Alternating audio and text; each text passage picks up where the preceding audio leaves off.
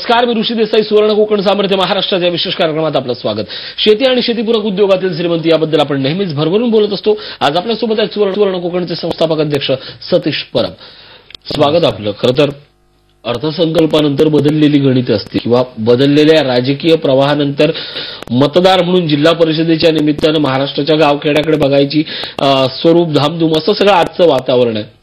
या सगळ्यात शेतकऱ्यासाठी खूप काही केलंय, पण शेतकऱ्यापर्यंत ते पोहोचत नाही.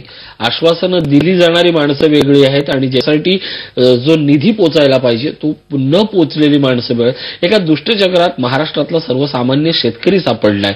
त्याच्यासाठी आता संजीवनी काय? नक्की ऋषी, कधी कधी असं वाटतं ना हे जाणून बुजून केलं जातं. म्हणजे तुम्हाला सांगतो बघा, काल आम्ही ह्याला परभणीला होतो. एवढी जबरदस्त झेडपीची तिथे लगबग होती की तिथे तरी सुद्धा 500 लोक आले होते. खरोखर त्या सर्वांना सलाम. कारण एवढ्या लगबगीतून तिथे येणं आणि त्या कार्यशाळेच्या निमित्ताने सगळं जाणून घेणं खूप आश्चर्यचकित करणार होतं. आणि अजून एक आश्चर्य असं होतं की त्या 500-600 लोकांमध्ये मी सर्वांना प्रश्न केला की तुमच्यापैकी किती जणांनी अर्थसंकल्प वाचलाय किंवा तो बघितलाय किंवा जाणून घेतलाय. त्यातल्या फक्त 2 लोकांच्या हात वरती आले. 2 ग्रामस्थांच्या हात वर आले की नाही आम्ही बघितलं. मग त्यांना प्रश्न विचारला की नक्की काय होतं अर्थसंकल्पात. नाही, फक्त बघितलंय. जर आपल्या हक्काबाबतच आपण एवढे जागरूक नसू ना तर आपण दुसऱ्यांना दोष देण्यात काहीच अर्थ नाही ऋषी. आणि कधी कधी असं वाटतं ना की दुर्लक्षित जाणून बुजून केलं जातं. कारण तुम्ही बघा, अर्थसंकल्पामध्ये खूप मोठी भरघोस तरतूद केली आहे. 1,91,000 काहीतरी 833 लाख करोड हे शेतीपूरक धंद्यासाठी बाजूला केले. आणि मग एवढा मोठा जर फंड, जवळजवळ 30 ते 40% फंड देशाच्या पूर्ण ह्याच्यातून अर्थसंकल्पातून बाजूला केला जातो आणि तो ज्याच्यासाठी बाजूला केला जातो त्या शेतकऱ्याला त्याच्याबद्दल काहीच माहिती नाही. मग आपण दुसऱ्याला दोष देऊन कसे चालणार ऋषी? कारण ह्या नक्की योजना काय आहेत, कशा करता हा पैसा बाजूला ठेवलाय, त्याच्यातून आपल्याला भेटायला का? आणि अशा प्रकारची कुठे मदत केंद्र उभी करावी. मला तर वाटतं प्रत्येक जिल्हास्तरीय अशी एक मदत केंद्र किंवा ऑपॉर्च्युनिटी सेंटर्स प्रत्येक ठिकाणी उभारली पाहिजे. त्याच्यातून शेतकऱ्यांना, लोकांना समजलं पाहिजे की हा जो भरघोस फंड माझ्यासाठी बाजूला केला तो मी माझ्याकडे कसा आत्मसात करू, मी त्याचा कशा पद्धतीत उपयोग करू शकतो. पण ही कसलीच यंत्रणा नाही. फक्त मोठ्याच्या मोठ्या रकमा डिक्लेअर करायच्या आणि त्यातून जे चाललंय ते प्रत्येक वर्ष तसंच चाललंय. सिंचनासाठी 10 लाख कोटी आहेत.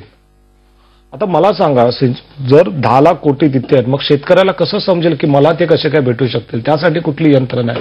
फक्त आपण आकडे डिक्लेअर करायचे, लोकांनी ते ऐकायचे आणि परत झालं. 1 एप्रिल झालं, आपलं फेब्रुवारी झालं, नंतर सगळं सामसूम, कोणाला काहीच माहिती नाही. पण जोपर्यंत शेतकरी जागृत होत नाही, जोपर्यंत लोक जागृत आहेत, मला काय, माझ्यासाठी काय, ही जोपर्यंत त्याच्यामध्ये जाणीव होत नाही ना, तोपर्यंत मला वाटतं हे सगळे आकडे बकवास आहेत. म्हणजे त्याशी काहीच घेणदेण नाही. नक्कीच. या सगळ्यासाठी तुमची जी बळीराजा प्रबोधन मोहीम आहे ती आता तुम्ही ऍक्टिव्ह करतायत. अगदी मोफत कार्यशाळा, आता यापुढच्या सगळ्या कार्यशाळा एकतर मोफत केल्या. पण त्यातला पहिला जो पार्ट असतो तो आपण बळीराजाला तू काय आहेस, बाजारपेठ काय आहे आणि या सगळ्यात आपण काय हे तुम्ही पटवून देता. ही जी तळमळ आहे तुमची, म्हणजे खरं तर एकीकडे सशुल्क कार्यशाळेला प्रचंड रिस्पॉन्स असतानाही एका झटक्यात तुम्ही निर्णय घेता की ते दुःख पाहवलं गेल्यानं की आपण आता हे सगळं काम आपण मोफत करायचं. ही तळमळी भावना नेमकी आली कशी आणि याचा आता भविष्यातले येणारे परिणाम कसे असतील? कसं होतं मॅडम, भविष्यातून त्याचे खूप चांगले दूरगामी तुम्हाला परिणाम देतील ऋषी. कारण लोक जागृत होतात, लोकांना आता समजायला लागलं की चांगलं काय वाईट काय. आणि आम्ही शुल्क लावायचो, म्हणजे हॉलचं भाडं असेल ते किंवा जेवणाचे. कारण आमच्या मागे कुठलाही राजकीय पक्ष नाही, कुठलीही राजकीय ताकद म्हणा, नेता म्हणा, असा कोणीच नाही. ही शेतकऱ्यांसाठी सुरू केली चळवळ आहे आणि त्यामुळे काही बंधनं येत होते. पण तरी सुद्धा म्हटलं की एवढं आपण नुकसान सहन करतो या सगळ्या गोष्टीचे, तर अजून थोडं म्हणून आम्ही सगळ्या सशुल्क कार्यशाळा जवळपास बंद केल्यात. आणि आता असं व्हायचं की प्रत्येक महिन्याला आमच्या 18 ते 20 कार्यशाळा व्हायच्या. पण ह्याच्या पुढे प्रत्येक महिन्याला किमान 50 ते 60 कार्यशाळा असतील आणि त्या सगळ्या मोफत असतील. तिथे भरभरून नॉलेज दिलं जाईल. कारण खूप गरज आहे. कारण तळागाळापर्यंत जर पोचायचं असेल जास्तीत जास्त लोकांपर्यंत तर या गोष्टीची गरज होती. आणि शिलेदार ज्या पद्धतीत उभे राहिलेत, मग विदर्भ सांभाळायला निकेत दलाल, त्याचे सहकारी सज्ज आहेत. मराठवाड्यामध्ये इम्रान खान आहेत, सटाले सर आहेत. पश्चिम महाराष्ट्रामध्ये दीपक नरवडे आहेत. असंख्य शिलेदार तयार झाले जे या चळवळीत आले. चळवळीतून त्यांना चांगला मोठा फायदा भेटला, चांगली श्रीमंती त्यांनी आत्मसात केली. आणि आता ही श्रीमंती जास्तीत जास्त लोकांकडे पोहोचवण्यासाठी ते धडपडत आहेत. आणि त्यासाठी मग हे पूर्ण फॉर्मॅटच बदललं की याच्या पुढे सगळ्या कार्यशाळा ह्या मोफत असेल. आणि सर्वात महत्वाचं की एवढं असून सुद्धा आम्ही प्रत्येक विभागात 5 ते 6 विभाग बनवलेत. कोकण असेल, मराठवाडा आहे, विदर्भ आहे, खानदेश आहे आणि पश्चिम महाराष्ट्र. ह्या प्रत्येक विभागामध्ये आम्ही महिन्यातून एक उद्योग परिषद घेणार आहोत, जिथे शेतीपूरक नव्हेच तर इतरही धंद्यात जे प्रतिकूल परिस्थितीशी संघर्ष करून आज खूप मोठे झालेत, परंतु त्यांची नाळ आपल्या मातृभूमीशी, आपल्या गावाशी जोडलेत, त्या सगळ्या उद्योजकांना आणि ह्या नव उद्योजकांना, शेतकऱ्यांना सोबत घेऊन एक दिवसभराचा चर्चासत्र करायचं ठरवलं. कारण कृषी होतंय कसं माहितीये, आज तुम्ही कुठलाही उद्योगधंदा बघा, आपली महाराष्ट्रीयन माणसं खूप मागे आहेत त्या, आणि सगळ्या उद्योगधंद्यावरती त्या परप्रांतीय लोकांवर वर्चस्व आहे. आम्हाला त्यांचा द्वेष नाही, त्याच्याबद्दल रागही नाही, परंतु त्यांच्या चांगल्या गुणांचं अनुकरण करणं मला वाटतं नेहमीच चांगलं ठरेल. आणि म्हणून हा अट्टहास आहे की होतंय काय की आमच्याकडे खूप बोलताना असमतोल आहे. म्हणजे विचारांची जेवढी विषमता आहे ना की बस रे बस. आमच्याकडे एखादा शेतकरी असेल, ते शेती करत असेल तर त्याला कोण मुलगी देत नाही. त्याच्या उलट गुजरातमध्ये असतं, त्या लोकांमध्ये असतं, तिथे जर नोकरी करत असेल तर त्याला मुलगी देत नाही. सुरुवात इथून होते. म्हणजे आमची मुलं असणार कुठे, नाक्यावरती, वडापावच्या गाडीवरती, कुठेतरी चायच्या टपरीवरती. मग इथे उद्योजक विचार कसे येणार आहेत. पण तेच त्यांच्याकडे बघा, ते लोक कुठेतरी क्लब असेल, रोटरी क्लब असेल, म्हणजे जिथे उद्योजकीय विचारांची देवाणघेवाण असते, जिथे धंद्यातल्या चांगल्या चांगल्या गोष्टी समजत असतात, त्या त्यांच्याकडे लहानपणापासून कानावर पडत असतात. आणि मग हा विचार आला की आपणही अशा पद्धतीतले एक उद्योग परिषद दर महिन्याला घ्यायचे. प्रत्येक महिन्याला प्रत्येक विभागामध्ये, मग तो कोकण असो, मराठवाडा असो किंवा विदर्भ असो, इथे उद्योग परिषद असेल. आणि मोठ्या संख्येने तुम्ही आज बघा, प्रत्येक हॉल, प्रत्येक सभागृह आज अपुरं पडतंय. सुवर्ण कोकणच्या कार्यशाळा कुठेही त्याची जाहिरात नाही, कुठेही फ्लॅक्स बाजी आणि कसलंही राजकीय वलय नाही, तरी सुद्धा हजारोच्या संख्येने लोक दररोज तिथे येतात, चांगल्या गोष्टी घेतात, नुसत्या घेत नाहीत तर त्याचं अनुकरणही करतात. तुम्ही जर सिंधुदुर्गाचा दौरा बघितला असेल किंवा कुठल्याही कार्यक्रम कुठेही असो, पण चांद्यापासून मांद्यापर्यंत प्रत्येक जण तिथे येण्यासाठी एक स्पर्धा करत असतो. आणि म्हणून आता ज्या पद्धतीत विद्यापीठांचं सहकार्य भेटतंय, काही चांगली लोक जोडली जातात, काही चांगले देणगीदार येतात, त्यामुळे हा निर्णय घेतला की आता याच्यापुढे फक्त आणि फक्त जास्तीत जास्त लोकांपर्यंत मोफत जेवढं पोहोचवता येईल तेवढं पोहोचवायचं. की ते मोफत पोहोचवण्यासाठी आपण चळवळ करताय, पण यासाठी लागणारं इन्फ्रास्ट्रक्चर ही चांगल्या कामातनं चांगली माणसं जोडली गेली. कोकण कृषी विद्यापीठासह राज्यभरातली सगळ्या कृषी विद्यापीठांचे जे मोजके आणि अनुभवी निष्णात वर्ग आहे, तो आता आपल्यासोबत जोडला जातोय. कशा पद्धतीने या पुढच्या काळात ही मोहीम असणार आहे?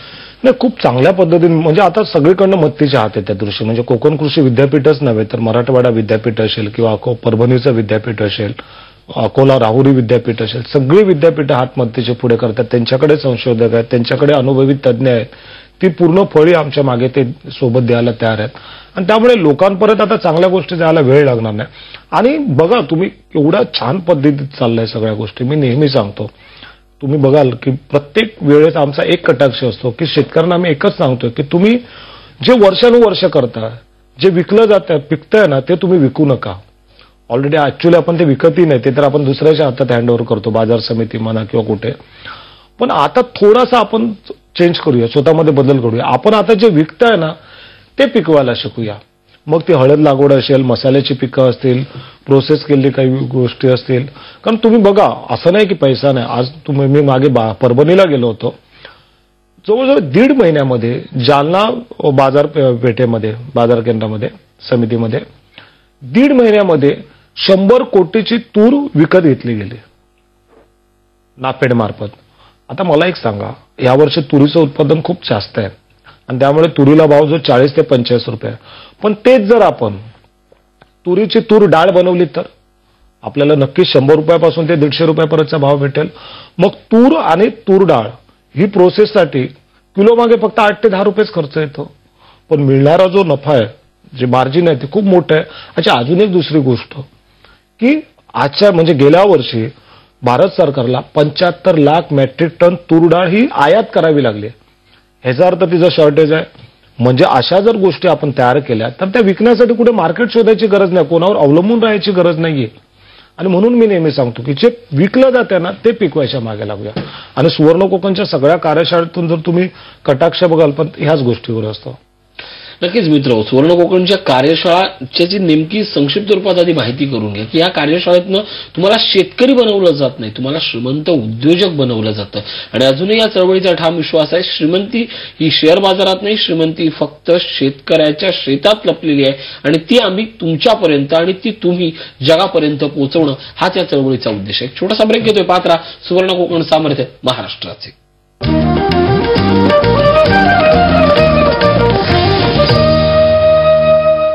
स्वागत. आपण बोलतोय सतीश परब यांच्यासोबत. आपल्या कार्यशाळांचं स्वरूप बदलतंय, म्हणजे आताच्या कार्यशाळा इतक्या टेक्नोसॅव्ही झाल्या आहेत की आता फेसबुक लाईव्हच्या माध्यमातून प्रत्येक शिलेदार त्याच्या कार्यशाळेतले अपडेट इतरांपर्यंत पोहोचवतोय. हे एक नवं माध्यम यातनं झालंय. जास्तीत जास्त लोकांपर्यंत पोहोचवण्याचा आपला आता हा प्रामाणिक प्रयत्न सुरू झाला. अगदी आता तालुक्याच्या असतील, गावागावातनं आता वेगवेगळ्या कार्यशाळा सुरू होतात. कशा पद्धतीनं या 2017 आपण प्रत्येक गावापर्यंत पोहोचणार आहोत? ऋषी, कसं आलंय की आता प्रत्येकाला समजायला लागलं की मला जे भेटतंय ते मी एकट्याने जर घेतलं तर ते मी कधीच आत्मसात करू शकत नाही, पण मी इतरांना सोबत घेऊन केलो तरच मी तग धरू शकेन. तुम्ही बघा, आता सरकारचा आता अर्थसंकल्पात तुम्ही जर बघताय तर कॉन्ट्रॅक्ट फार्मिंगसाठी खूप मोठं फंड बाजूला ठेवला गेला पाहिजे. आणि मग त्या कॉन्ट्रॅक्ट फार्मिंगमध्ये कंपन्या येणार, कॉर्पोरेट उद्योग समूह येणार. त्यापेक्षा शेतकऱ्यांनी 2-4 जणांनी मिळून आपला समूह तयार केला तर मग तो फंड तुम्ही तुमच्यासाठी पण युटिलाइज करू शकता. आणि त्यासाठी ही आता काळाची गरज आहे. आपण एकट्यानं नव्हे तर 4-5 जणांनी मिळून, 10 जणांनी मिळून हे काम केलं पाहिजे. मी त्या दिवशी उस्मानाबादला वाचलं होतं, जवळजवळ 350 शेतकऱ्यांनी इतक्या छान पद्धतीत क्लस्टर तयार केलं ऋषी. जी मिरची, हिरवी मिरची महाराष्ट्रातल्या मार्केटमध्ये 6 आणि 7 रुपयाला विकत होती, तीच मिरची ते दुबईला 17 आणि 18 रुपयाला विकतात. ही एकीची ताकद असते. आणि म्हणून सांगतो की सर्व शेतकऱ्यांनी आता तरी संघटित झालं पाहिजे.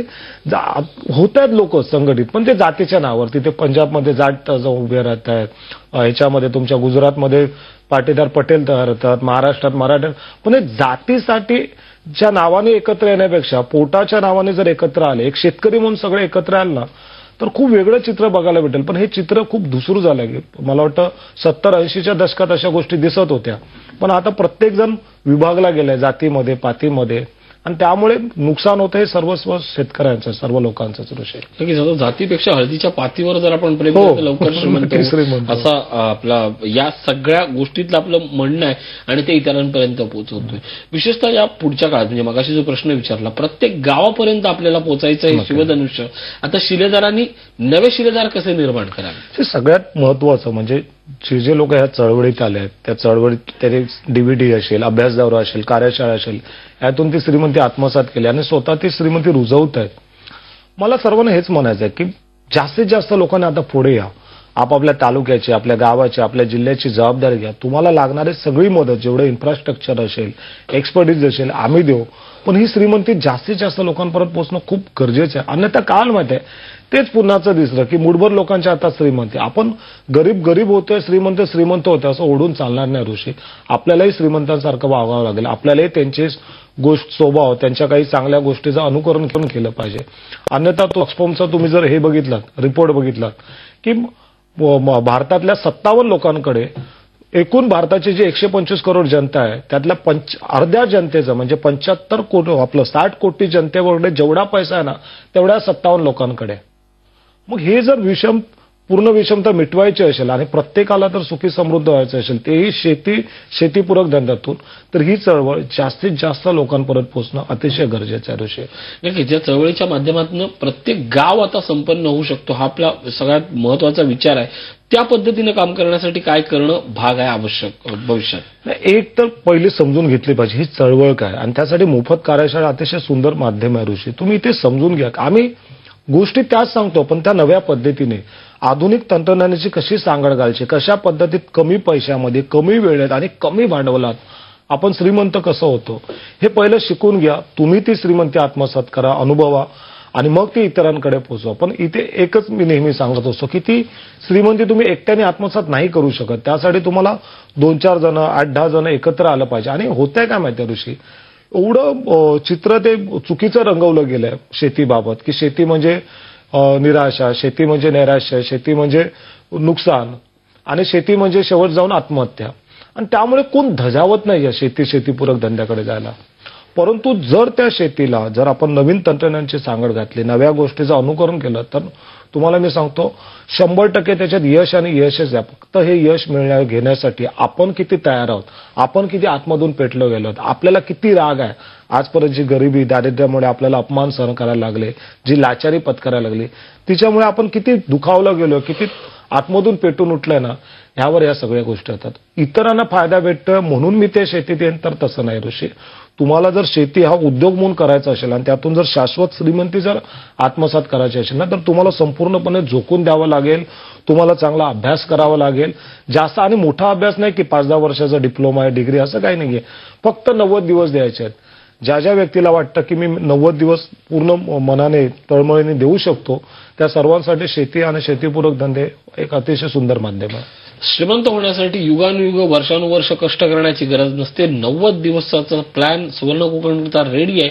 त्या प्लॅनमध्ये सहभागी व्हा. तुम्ही स्वतः 90 दिवस स्वतःसाठी झोकून द्या. बघा, श्रीमंती तुम्हाला शोधत तुमच्यापर्यंत येईल. एक छोटासा ब्रेक घेतोय. मात्र सुवर्ण कोकण सामर्थ्य महाराष्ट्राचे.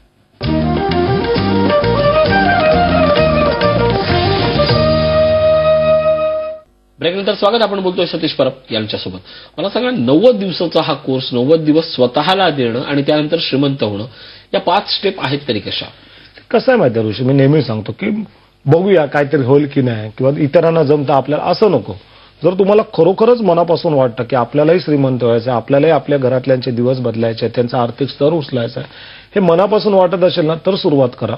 मोफत कार्यशाळा हे पहिलं पाऊल आहे. इथे तुम्ही येऊन बघता की नक्की व्यवसायाच्या किती संधी आहेत.